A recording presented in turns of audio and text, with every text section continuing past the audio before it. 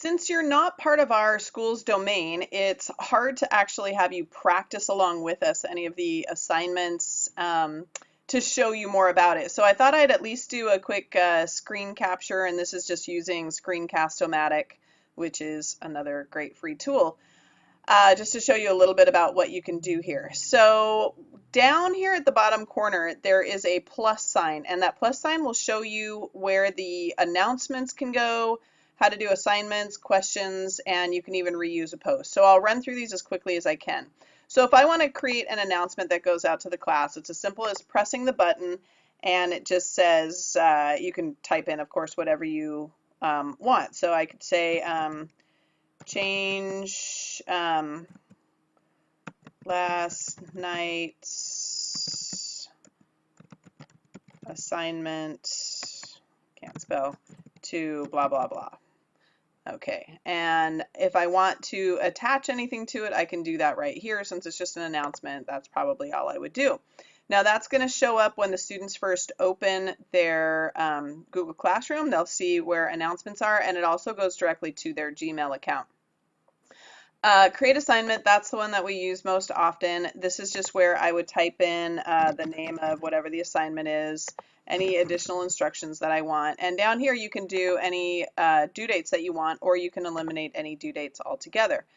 Then I can, once again, go in and I can attach anything that I want. So I can upload to it. Most of what I have would just be saved in my drive. So if I go in there and I do this template, for example, I hit add, and then over here, students can either view the file. If I don't want them to be able to edit it at all, they can edit, or I can make a copy for each student, which most often is what I would do. And then I would just hit assign. It goes right into their classroom folder. They'd see that assignment right away, and then they would start working on it.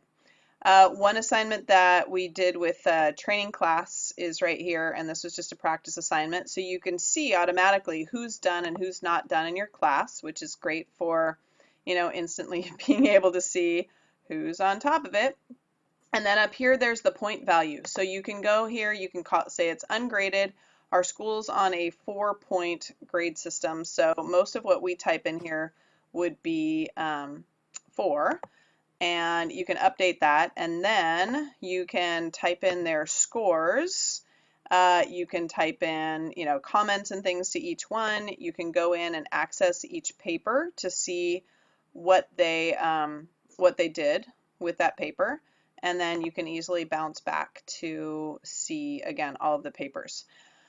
Let's see if I go back. Oh, and you can return it to them. So as soon as it's done and it's returned, you can return. I'm just going to hit cancel. So mark. And by the way, these are all teachers. These are not students in our school. This was a teaching class that we did, just to let you know that.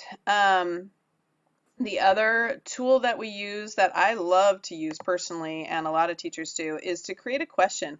Because you always get those kids in your class that they're shy, they don't want to ask a question necessarily, they don't want to reply. So you can easily just ask them a question. What did you think of the ending? And if there's any extra instructions, maybe 3 to 5 sentences, so they kind of have an idea. If you click this one, students can reply to each other. I use that quite a bit when I want them to actually dialogue. You can also select can edit their answer, so if they do want to go in and change something, they can. If it's just for your eyes only, you can hit this one, then turn that feature off. I'll just leave it on for now. And then you hit ask and go in, and then you can see what that looks like. So again, what did you think of the ending? That would be what it would look like. One thing that kids will often make the mistake of is they'll instantly just use this add class comment, but that's not actually where they'll do the assignment. I could show you this easier if I actually had a student's view open right now. And then again, you can go in and see who's done, who's not done. Obviously, all of these would be not dones so far. Then I'll go back here. And the last cool thing that they added this year was up here on reuse post. You can go into any of your other classes, and let's say I wanted to go into my social studies class, and so I select that one, and I want to reuse just any of these different assignments in here. Then I can reuse something that I've already done, so I don't have to duplicate the assignment again. Let's see, I'm trying to think of anything else to show you on here. I think that's about it. Okay.